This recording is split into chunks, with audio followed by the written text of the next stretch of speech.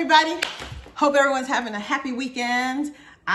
It's my weekend too. And guess what? I was told today that I get a break in the kitchen. But, you know, I love to eat. So we have someone that's going to join us today. It's none other than Robbie Ray. Robbie Ray, come on in the kitchen.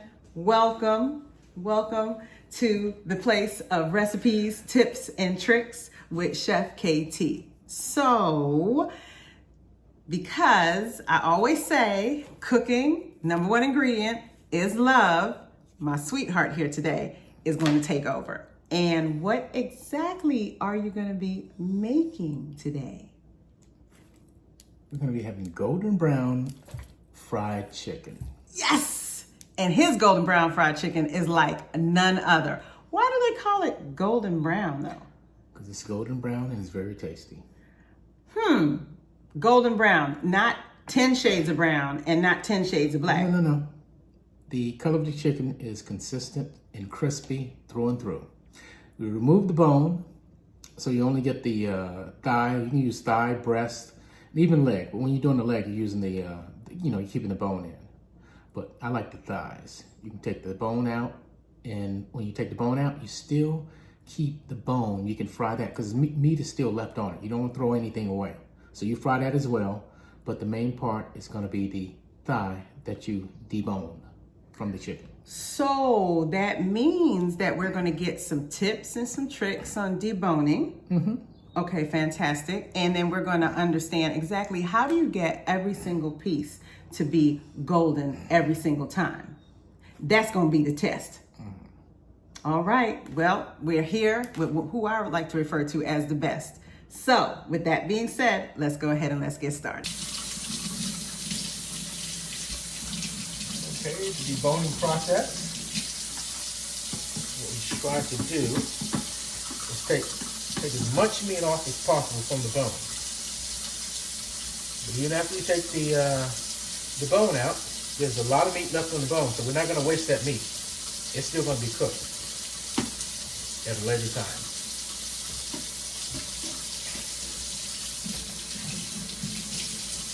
So that's the bone with a little bit of meat.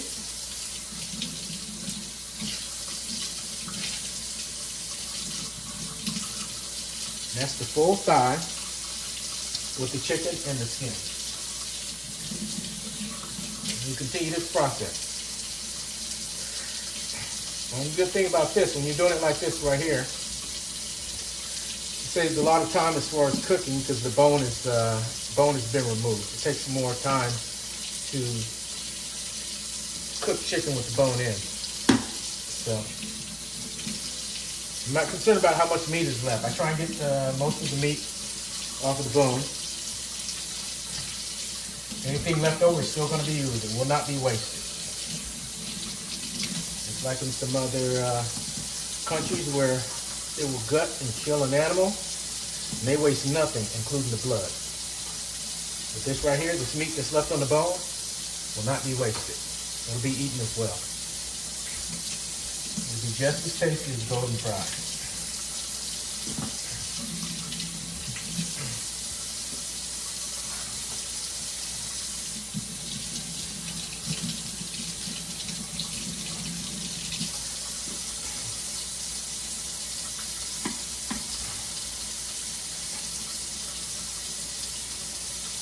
Many techniques to do this.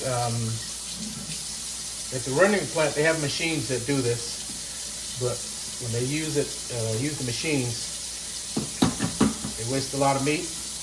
But you, as a customer, are still being charged for that. That's why when you buy chicken that is boneless and skinless, you charge much more. Because not only because of the bone, people think it's just because of the bone. It's not just because of the bone. It's because of the meat that they waste. The meat that they waste, they're gonna charge you for it. They're not gonna come up on the short end of the stick. So even though that meat is not going to you, you might use it in a rendering plant for dog food or other purposes, but they're not gonna waste that meat. They're gonna make sure they get paid. That's why boneless, skinless either just boneless, is so much more expensive than the bone-in chicken. The bone itself does not weigh that much, so I don't know why it's so much more expensive to get boneless skinless. And what I understand, like I said, they use machines to do this, so it's not like a lot of manual labor to gut these thighs and breast to remove the bone.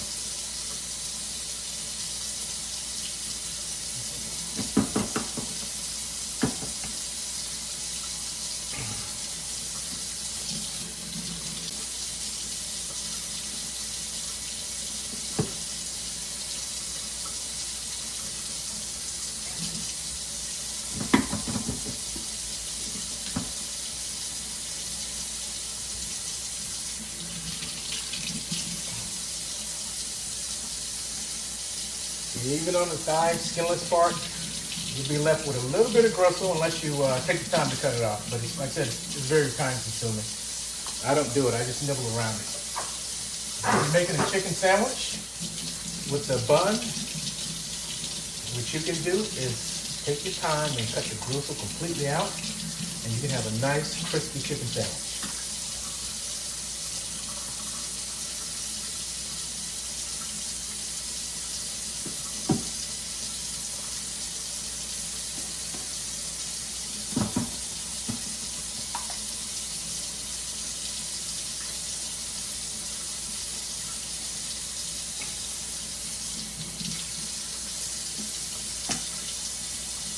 This one I'll take the gristle out just to show you how it's done. Takes a little bit more time. Not too much time. A little meat left on that one, but that's going to be thrown away.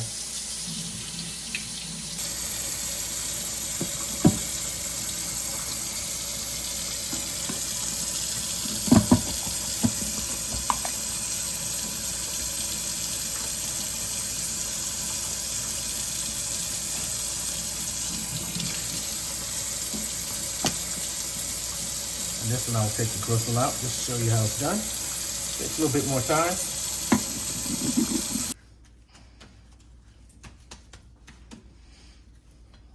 Okay.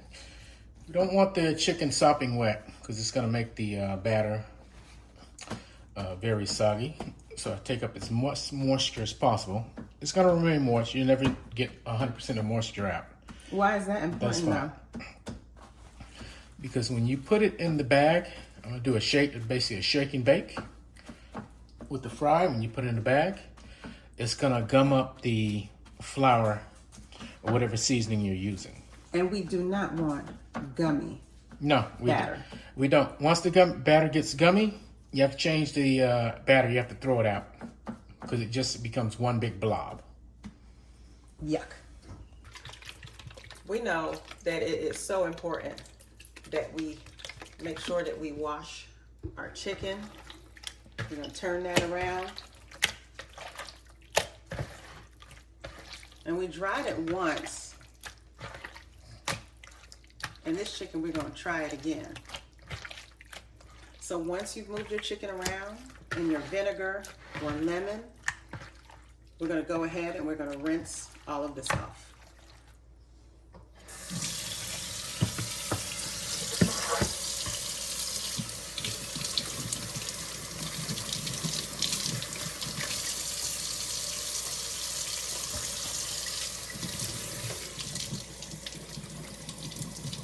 And you can rinse it off with cool water. Or lukewarm. It's better. Lukewarm is better? Lukewarm is fine.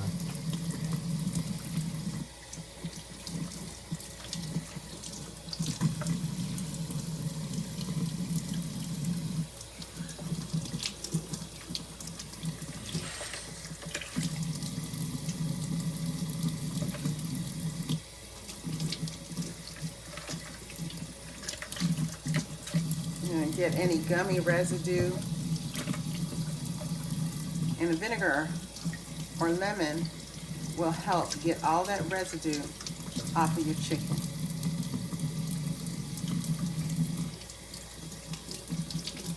Nothing wrong with giving your chicken a good washing before you give it some good cooking.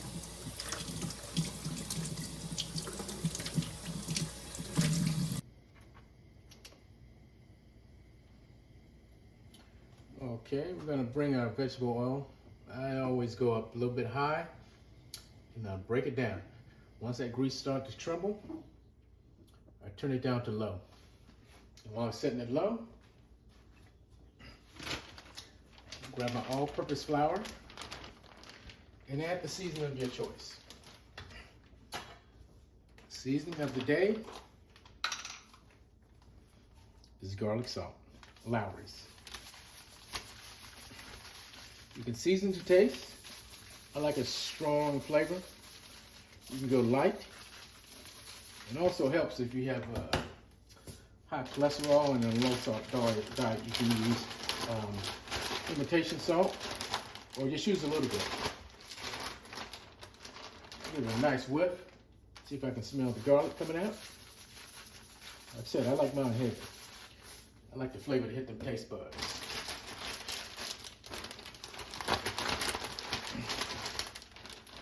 I like to do the shake and bake style. Some people do the pan and they roll it.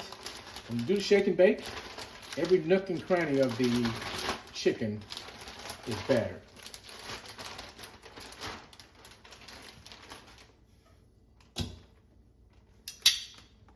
We want to add our chicken. I do 3 at a time. That way it doesn't get too gummy, and most of the chicken will be covered in batter.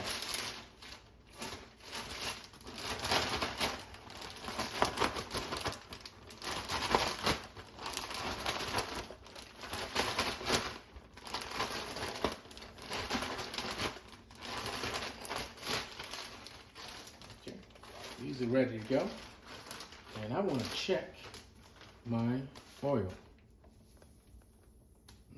Okay. That is ready to go. So tell us about the oil check.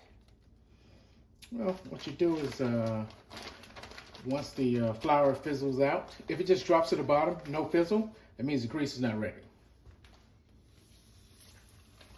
That's perfect right there. And I got it on low.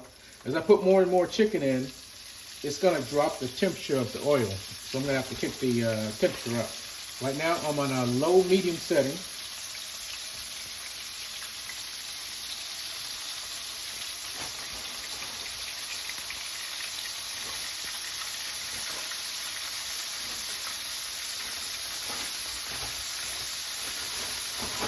You don't want it to cook too fast. It'll get brown real quick and start to burn. Like I said, this is one of the most even ways to cook without the bone. When you have a bone in, you tend to overcook the chicken sometimes. You have to get through that bone. This right here is boneless, but the skin is still on. Takes a little time.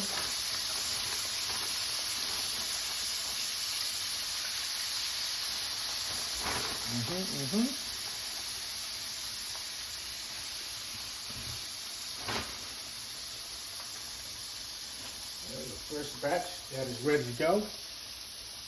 Now you see the oil is not popping as much. So what I'm gonna have to do is kick it up now because the temperature's been brought down because of the cold chicken that was put in.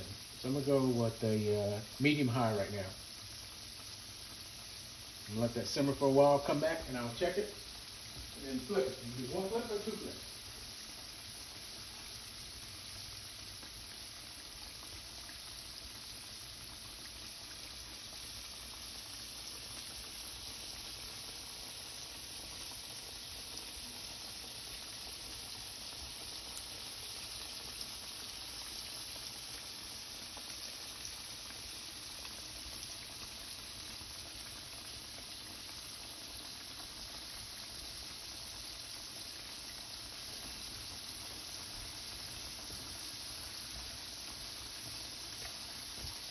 And we'll back up to sizzle speed.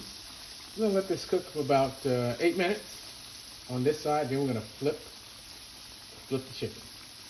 It should be golden brown on one side and going to be golden brown on the other side. Always put the skin side up because when you flip it, the temperature is going to be higher and you want to have that golden brown flavor. So if I have to flip it back over again, at least the skin itself won't be a dark brown. It'll be golden brown. So you're only going to get the flip from the skin side, 1 flip, and that's it. And then you turn it to the other side. It's okay for the other side to be darker, but you want the top side to be golden brown. So we don't want to overcook the skin part of it.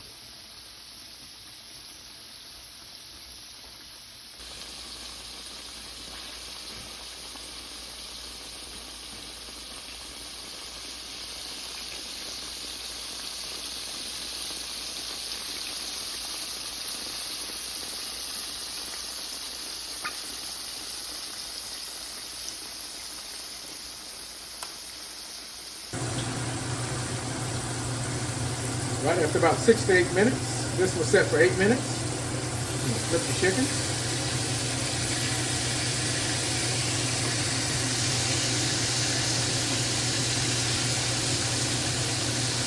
Pretty much fully cooked halfway through. Now what we're doing is the other half.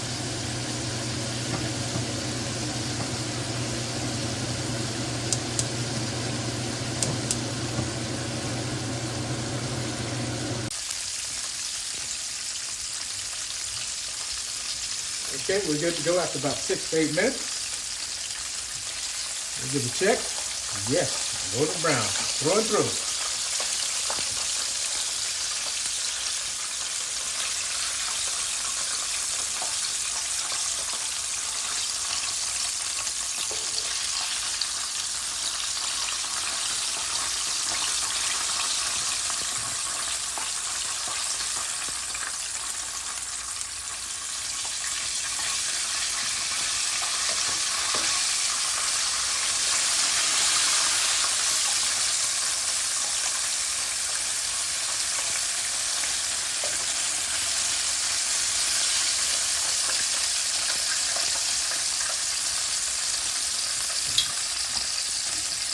I'm going to turn the heat.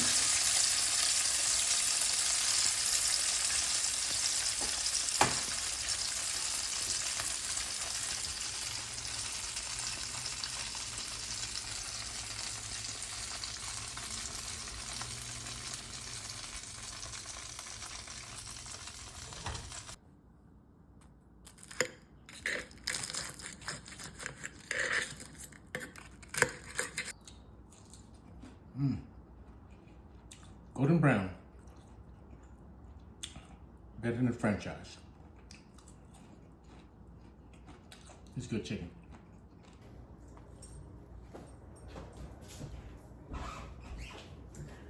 Okay, and just like that, we're back and we've got golden fried chicken. So come on in here in this kitchen because now it's time for the taste testing. Okay, and I see that first things first, this chicken is golden. It is absolutely golden. This man did not disappoint. I appreciate that, golden brown. And yes, he fried also those chicken bones because as he said, there's still a lot of meat left on them. However, you can have those chicken bones. I'm gonna have this chicken. And now for the taste test, let's see. Doesn't matter. The bones are fried, they're just as tasty as the golden brown. I heard the crunch. It's good. I heard the crunch, you can feel the crunch. You can taste it as well. So, you're deboning. Don't toss these away. This is a lot of chicken. This is probably enough for 2 meals right here. Or at least a meal and a half. Just as tasty. We're gonna let you figure out what that meal is gonna be. But thank you all so much for joining us today. I hope you picked up on some great tips and tricks. You got a great recipe in this golden fried and it's absolutely delicious. I know that you noticed that he didn't use a lot of seasoning. And that right there, that's amazing because all the seasoning that he used was some garlic salt and that flour, and that's all it took. It is absolutely delicious. You can add your own to your own taste. Yep, basically 2 ingredients. Seasoning salt and flour, and that's it. You got tasty chicken. Fantastic. Well, thank you so much for joining us today, Robbie Ray.